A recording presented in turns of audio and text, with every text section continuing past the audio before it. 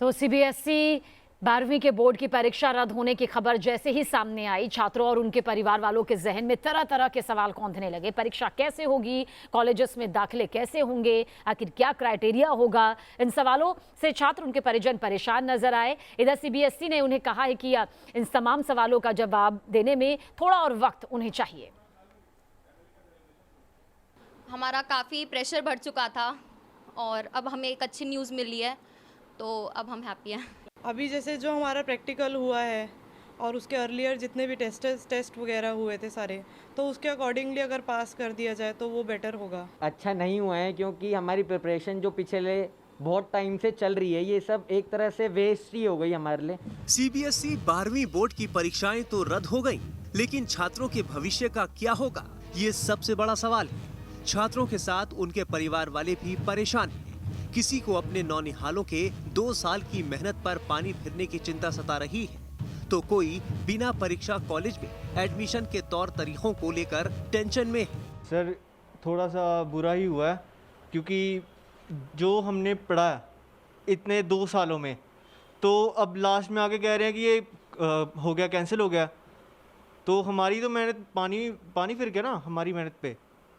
तो जो पहले जो बच्चे थे वो तो ऐसे ही पास कर दिए, जो हमने मेहनत की तो वो तो फिर सारी वेस्ट हो गई।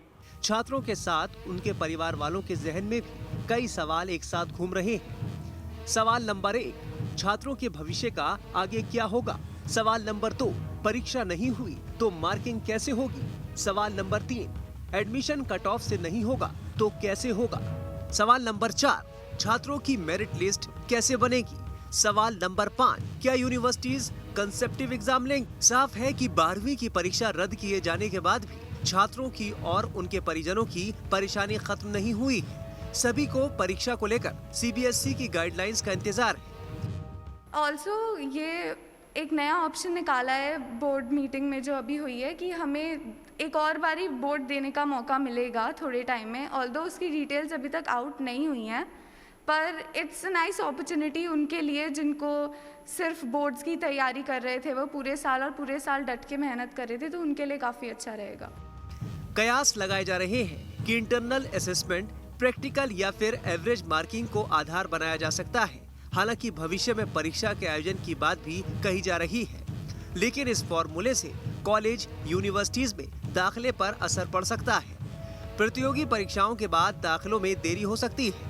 कयास ये भी लगाए जा रहे हैं कि 9वीं, 10वीं और 11वीं कक्षाओं के ग्रेड के आधार पर 12वीं क्लास के मार्क्स तय किए जा सकते हैं। लेकिन सवाल है कि जिन छात्रों के 9वीं, 10वीं और 11वीं में नंबर कम है, उनका क्या होगा। प्रैक्टिकल के नंबरों को लेकर भी छात्र असमंजस में है। सीबीएसई प्री बोर्ड एग्जाम और इंटरनल असेसमेंट को आधार बनाकर मूल्यांकन का फॉर्मूला सुझा सकता है, लेकिन सवाल है कि क्या सभी छात्र इस विकल्प पर सहमत होंगे।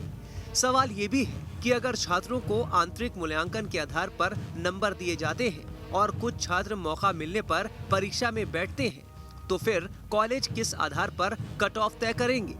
क्या कॉलेज, यूनिवर्सिटीज में दाखिले के लिए एंट्रेंस टेस्ट होगा। अगर छात्रों को औसत मार्किंग के आधार पर नंबर दिए जाएंगे, तो फिर आईआईटी, जेईई और नीट के परसेंटाइल कैसे तय होंगे। इस तरीके से टॉपर छात्रों के साथ अन्याय नहीं होगा। 12वीं की परीक्षा रद्द करवाने को लेकर कोर्ट का दरवाजा खटखटाया गया था। ऐसे में परीक्षा को लेकर सरकार की किसी भी गाइडलाइन को एक बार फिर अदालतों में चुनौती दी जा सकती है। सर मतलब बच्चे ऐसे ही पास हो गए सारे, हमने जो पढ़ा था इतने साल वो हुआ नहीं कुछ। तो जैसे ऑनलाइन स्टडीज़ वगैरह हो रही थी, तो वैसे ही ऑनलाइन एग्ज़ाम भी ले सकते थे ये, पर इन्होंने उसका सोचा नहीं। बच्चों का फ्यूचर सर इसमें कह सकते हैं कि उनको मार्क्स चाहिए थे टोटल, मतलब कि मार्क्स चाहिए होते हैं। जैसे हम कोई फील्ड पे जा रहे हो, कोई जॉब पे जा रहे हो, आपको एक मार्क्स की ज़रूरत पड़ती है। तो वो मार्क्स ही आपके, जिसके जैसे मैंने कहा है कि कोई पढ़ने वाला बच्चा है, उसके कम नंबर आएंगे तो उसके लिए तो करियर उसका ख़राब ही हो जाएगा ना। फिर विदेशों में करियर बनाने का सपना देख रहे छात्रों का भविष्य भी अधर में है। सवाल उठ रहे हैं कि क्या सरकार के फॉर्मूले को विदेशी शिक्षण संस्थान तरजीह देंगे।